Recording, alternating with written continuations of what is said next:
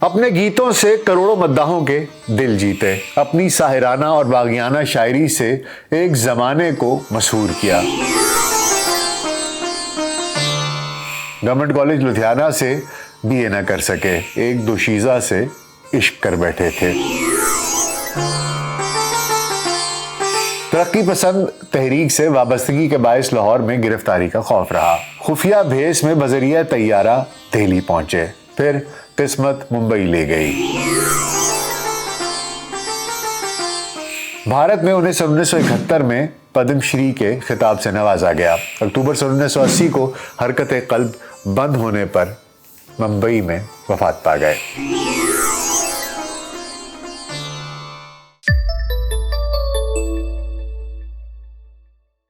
VLC pod cost میں doctor ناصر bag کے ساتھ آپ کی خدمت میں حاضر ہیں۔ السلام علیکم۔ کبھی کبھی میرے دل میں خیال آتا ہے کہ جیسے تجھ کو بنایا گیا ہے میرے لیے، اور جانے وہ کیسے لوگ تھے جن کے پیار کو پیار ملا۔ ہم نے تو جب کلیاں مانگی کانٹوں کا ہار ملا۔ اس جیسے گیتوں سے بر صغیر پاک و ہند کے کروڑوں دلوں پر راج کرنے والے ساحر لدھیانوی کا شمار اردو کے صف اول کے شاعروں میں ہوتا ہے۔ ترقی پسند شعراء کی صف کے اس انمول شاعر نے اپنی ساحرانہ اور باغیانہ شاعری سے مداحوں کو مسحور کیا۔ فلمی گیتوں اور نغمہ نگاری میں انہوں نے اپنی خداداد صلاحیتوں سے ایسے کمالات دکھائے کہ اہل ذوق اش کر اٹھے۔ ان کی شاعری اور نغموں کا انداز دھیما ہے مگر باغیانہ ہے، جس سے وہ روایتی دنیا کو بدلنے کی کوشش کرتے ہیں۔ آج بھی لوگوں کے جذبات گرما دیتے ہیں ان کے گیت۔ ایک نغمے میں روایتی دنیا داری کو یوں چیلنج کرتے ہیں: یہ محلوں، یہ تختوں، یہ تاجوں کی دنیا، یہ انسان کے دشمن سماجوں کی دنیا، یہ دولت کے بھوکے رواجوں کی دنیا، یہ دنیا اگر مل بھی جائے تو کیا ہے، یہ دنیا اگر مل بھی جائے تو کیا ہے۔ ساحر مشرقی پنجاب لدھیانہ کے ایک بڑے زمیندار گھرانے میں 8 مارچ 1921 کو پیدا ہوئے۔ ان کا نام عبدالحی رکھا گیا۔ والدین میں علیحدگی کے باعث ان کی پرورش ننیال میں ہوئی۔ یہی میٹرک میں پہنچتے پہنچتے وہ شعر کہنے لگے۔ انٹر کرنے کے بعد انہوں نے گورنمنٹ کالج لدھیانہ میں داخلہ لیا۔ اسی زمانے میں ایک جانب ان کا سیاسی شعور بیدار ہونے لگا اور وہ کمیونسٹ تحریک کی طرف راغب ہو گئے۔ دوسری جانب BA کے آخری سال میں اپنی ایک ہم جماعت پر عاشق ہوئے اور کالج سے نکالے گئے۔ بعض حوالوں کے مطابق کہا یہ جاتا ہے کہ ان کی یہ ہم جماعت امرتا پریتم تھی، لیکن امرتا جی نے خود رسیدی ٹکٹ میں ساحر سے پہلی ملاقات کا قصہ کچھ مختلف بیان کیا ہے، جس سے گمان غالب ہے کہ وہ طالبہ یا وہ خاتون جن کے عشق میں ساحر اپنے BA کے آخری سال میں مبتلا ہوئے وہ امرتا نہیں تھیں۔ بہرحال ساحر عشق کر بیٹھے اور ناکام عشق اور کالج کی جواں سالی کے دور نے انہیں ایک خوبصورت رومانی شاعر بنا دیا۔ امرتا کے لکھے گئے خطوط سے واضح ہوتا ہے کہ امرتا ساحر کی محبت میں گرفتار تھیں۔ وہ ساحر کو میرا خدا، میرا محبوب، میرا شاعر کہہ کر مخاطب کرتی تھیں، اور کبھی تو میرا دیوتا بھی کہا کرتی تھیں۔ دوسری جانب ساحر لدھیانوی خود اپنے اور امرتا کو لے کر اپنے مستقبل کے بارے میں، دونوں کے اکٹھے ایک ساتھ مستقبل کے بارے میں کوئی ایسے خاص پر اعتماد نہیں تھے، کیونکہ ان کی شاعری میں محبت کی حیثیت ثانوی تھی۔ پھر بھی امرتا اور ان دونوں کی نامکمل محبت نے انہیں فلم دوج کا چاند کے لیے ایک گیت لکھنے پر مجبور کر دیا: محفل سے اٹھ جانے والوں، تم لوگوں پر کیا الزام، تم آباد گھروں کے باسی، میں آوارہ اور بدنام۔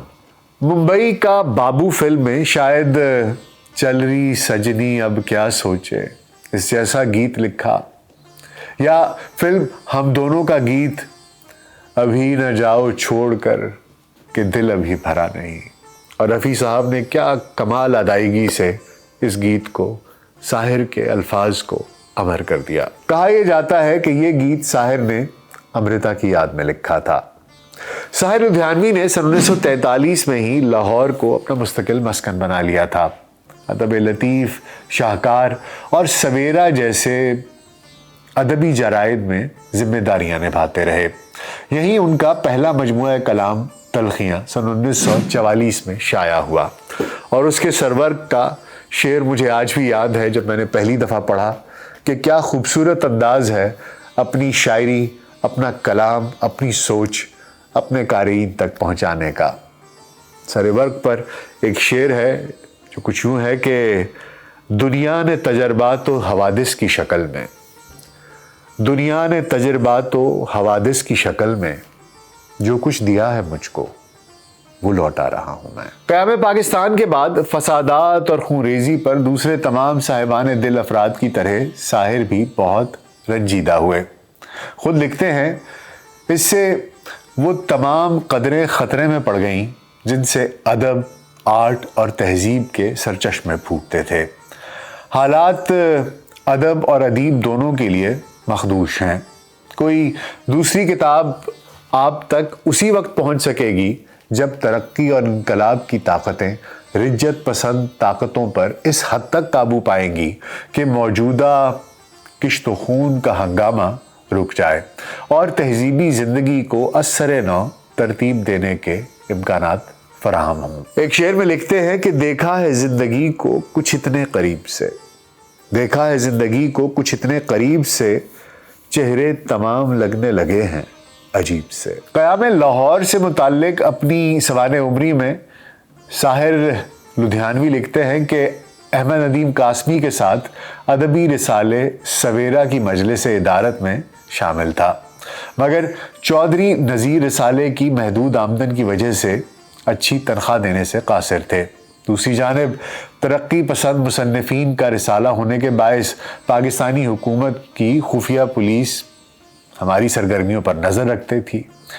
کہتے ہیں میں نے بہت سے مضمون اس رسالے کے حوالے سے حکومت کے خلاف چھاپے۔ آغا شورش کاشمیری میرے خیر اندیش تھے، اس لیے مجھے اس بات سے وقت بہ وقت آگاہ کرتے رہتے تھے کہ حکومت کی نظر سویرا پر ہے اور کمیونسٹوں پر بھی۔ شورش نے مجھے یہ بھی بتایا کہ کمیونسٹ میرے کندھے پر بندوق رکھ کر مجھے استعمال کر رہے ہیں۔ ادھر کمیونسٹ مجھے اس بات کا بھروسہ دلا رہے تھے کہ وہ ایک اخبار امروز کے نام سے شروع کرنے والے ہیں اور مجھے اس اخبار کے ایڈیٹوریل بورڈ میں شامل کیا جائے گا۔ آخرکار جب امروز شروع ہوا تو میری جگہ مولانا چراغ حسن حسرت کو بطور ایڈیٹر رکھا گیا اور مجھے اس اخبار میں کوئی ذمہ داری نہیں دی گئی۔ مجھے بہت افسوس ہوا اور اب مجھے شورش کاشمیری کی کہی ہوئی باتیں یاد آنے لگیں۔ پھر مجھے یہ اڑتی ہوئی خبر بھی ملی کہ میرے نام کے وارنٹ بھی نکل چکے ہیں۔ آگے چل کر لکھتے ہیں کہ حمید اختر سیاسی اور معاشرتی سرگرمیوں میں مشغول رہتے تھے اور اسی سلسلے میں ان کو ایک دفعہ خفیہ طریقے سے کمیونسٹ پارٹی کو منظم کرنے کی غرض سے سجاد ظہیر کے ساتھ کراچی جانا پڑا، لیکن انہوں نے مجھے اس بات کا گمان بھی نہیں ہونے دیا۔ وہ مجھے یہ بتا کر گئے تھے کہ وہ کچھ ہی دنوں میں واپس آ جائیں گے، مگر وہ بتائے گئے وقت کے مطابق واپس نہیں آئے۔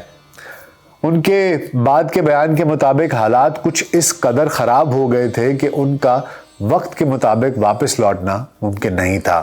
پھر مجھے اڑتی سی خبر ملی کہ حمید کراچی میں گرفتار ہو گئے ہیں۔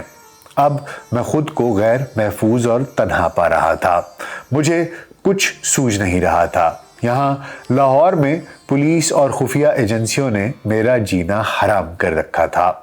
میں سیاسی طور پر نہ صحیح لیکن انجمن ترقی پسند کے حوالے سے اکثر بہت کچھ حکومت کے خلاف لکھتا اور کہتا رہتا تھا۔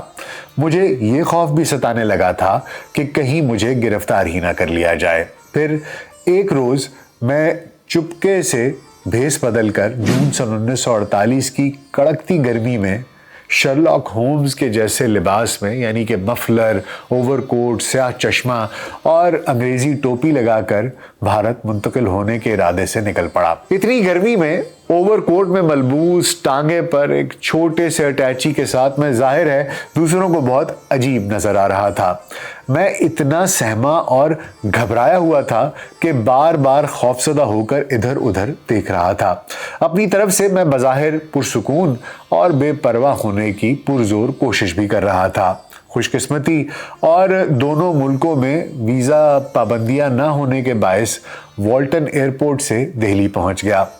लाहौर के क़याम के दौरान साहिर लुधियानवी ने सवेरा के सिर्फ चंद शुमारों की इदारत की। इनकी इदारत में शाया होने वाला आखिरी शुमारा सवेरा का चौथा शुमारा था। इस शुमारे में साहिर लुधियानवी की एक बहुत ही मशहूर नज्म भी शाया हुई थी और नज्म का पहला मिसरा कुछ यूं था कि नया सफर है, पुराने चिराग गुल कर दो। लाहौर में साहिर लुधियानवी की इब्तदाई शायरी में ही फैज़ अहमद फैज़ की मारूफ नज्म की बहर में लिखी गई उनकी नज्म आवाज़ आदम ऐसी मशहूर हुई कि इसकी गूंज सरकारी ईवानों में भी सुनी गई। कहते हैं कि दबेगी कब तलक आवाज़ आदम, हम भी देखेंगे, रहेंगे कब तलक जज्बात पर हम भी देखेंगे। साहिर दिल्ली पहुंचे तो वहां उन्हें तरक्की पसंद अदबी जरीदे शाहराह की इदारत सौंप दी गई। इस रिसाले में प्रकाश पंडित उनके मुआविन मुदीर के तौर पर काम करते रहे। यहाँ उन्होंने इस जरीदे के 2 शुमारे शाया किए। इसी दौरान उन्होंने सरदार गोरबख्श के रिसाले प्रीत लड़ी की भी इदारत की। दिल्ली में उनकी मुलाकातें जोश मलिया वादी, कंवर महेंद्र सिंह बेदी, अर्शमल सियानी, बलवंत सिंह, बिस्मिल सईदी, जगन्नाथ आज़ाद और कश्मीरी लाल जाकिर से रहीं। मगर चंद ही माह बाद मई 1949 में वो मुंबई चले गए, जहां एक रोशन मुस्तकबिल उनका इंतजार कर रहा था। मुंबई में साहिर ने फिल्मी दुनिया में बड़ी जिद्दोजहद के बाद अपना मकाम बनाया और इंडिया के सबसे मकबूल फिल्मी शायर करार पाए। कहा यह जाता है कि साहिर से पहले धुन बनती थी और उसके बाद शायर शायरी लिखा करते थे, लेकिन साहिर के यहाँ ऐसा नहीं होता था। जिस फिल्म के लिए साहिर शायरी लिखते थे उस गीतों के बोल पहले लिखे जाते थे और फिर मौसीकार को साहिर की शायरी पर धुन बनाना पड़ती थी। साहिर ने मुंबई को अपना मुस्तकिल मस्कन बना लिया और अपनी वफात तक यहीं रहे। यहीं कोठी बनाई जिसका नाम अपने मजमुआ कलाम परछाइयाँ के नाम पर रखा। आखिरी सांस भी इसी कोठी में ली। इनकी खिदमात के एतराफ में सन 1971 में भारत की हुकूमत ने इन्हें पद्मश्री के अवार्ड से भी नवाजा। सन 1972 में उन्हें सोवियत लैंड नेहरू अवार्ड से नवाजा गया। 2013 में इंडिया के महकमा डाक ने उनका यादगारी टिकट भी जारी किया। साहिर लुधियानवी ने ये एजाज़ात यूं ही हासिल नहीं कर लिए, बल्कि तरक्की पसंद शायर की हैसियत से अपनी शायरी में उन्होंने मेहनत कश तबके और औरतों को भरपूर आवाज भी दी। औरत के मकाम का जिक्र वो अपनी एक मशहूर नज़्म में कुछ यूं करते हैं। औरत ने जन्म दिया मर्दों को, मर्दों ने उसे बाजार दिया। जब जी चाहा मसला कुचला, जब जी चाहा धुतकार दिया। तुलती है कहीं दीनारों में, बिकती है कहीं बाजारों में, नंगी नचवाई जाती है याशों के दरबारों में। ये वो बेगैरत चीज है जो बढ़ जाती है इज्जतदारों में। औरत ने जन्म दिया मर्दों को, मर्दों ने उसे बाजार दिया। मर्दों के लिए हर जुल्म रवा, औरत के लिए रोना भी खता। मर्दों के लिए लाखों सेजें, औरत के लिए बस एक चिता। मर्दों के लिए हर ऐश का हक, औरत के लिए जीना भी सजा। औरत ने जन्म दिया मर्दों को, मर्दों ने उसे बाजार दिया। जिन सीनों ने इनको दूध दिया, इन सीनों का व्यापार किया। जिस कोख में इनका जिस्म ढला, उस कोख का कारोबार किया। जिस तन से उगे कोंपल बनकर, उस तन को जलीलो खार किया। औरत ने जन्म दिया मर्दों को, मर्दों ने उसे बाजार दिया। मर्दों ने बनाई जो रस्में, ان کو حق کا فرمان کہا. عورت کے زندہ جلنے کو قربانی اور بلیدان کہا. عصمت کے بدلے روٹی دی اور اس کو بھی احسان کہا. عورت نے جنم دیا مردوں کو، مردوں نے اسے بازار دیا. اور اسی طرح محکوم طبقات کی طرفداری کرتے ہوئے کہتے ہیں کہ اب نہ ان اونچے مکانوں میں قدم رکھوں گا. میں نے ایک بار یہ پہلے بھی قسم کھائی تھی. اپنی نادار محبت کی شکستوں کے طفیل زندگی پہلے بھی شرمائی تھی، جھنجھلائی تھی. اور پھر ان کی مشہور زمانہ نظم تاج محل تو سب کو زباں زد عام ہے. تاج تیرے لیے ایک مظہر الفت ہی سہی، تجھ کو اس وادی رنگی سے عقیدت ہی سہی. میری محبوب کہیں اور ملا کر مجھ سے. بزم شاہی میں غریبوں کا گزر کیا مانی. سبت جس راہ میں ہوں ستوت شاہی کے نشاں، اس پہ الفت بھری روحوں کا سفر کیا مانی. میری محبوب پسے پردائے تشہیر وفا، تو نے ستوت کے نشانوں کو تو دیکھا ہوتا. مردہ شاہوں کے مقابر سے بہلنے والی اپنے تاریک مکانوں کو تو دیکھا ہوتا. ان گنت لوگوں نے دنیا میں محبت کی ہے. کون کہتا ہے کہ صادق نہ تھے جذبے ان کے، لیکن ان کے لیے تشہیر کا سامان نہیں، کیونکہ وہ لوگ بھی اپنی ہی طرح مفلس تھے. یہ عمارات و مقابر، یہ فصیلیں، یہ حصار، مطلق الحکم شہنشاہوں کی عظمت کے ستون، سینہ دہر کے ناسور ہیں، کہنا ناسور. جذب ہے ان میں تیرے اور میرے اجداد کا خون. میری محبوب انہیں بھی تو محبت ہوگی جن کی سنائی نے بخشی ہے اسے شکل جمیل. ان کے پیاروں کے مقابر رہے بے نام و نمود، آج تک ان پہ جلائی نہ کسی نے قندیل. یہ چمنزار، یہ جمنا کا کنارہ، یہ محل، یہ منقش در و دیوار، یہ محراب، یہ طاق، ایک شہنشاہ نے دولت کا سہارا لے کر ہم غریبوں کی محبت کا اڑایا ہے مذاق. میری محبوب کہیں اور ملا کر مجھ سے. میری محبوب کہیں اور ملا کر مجھ سے.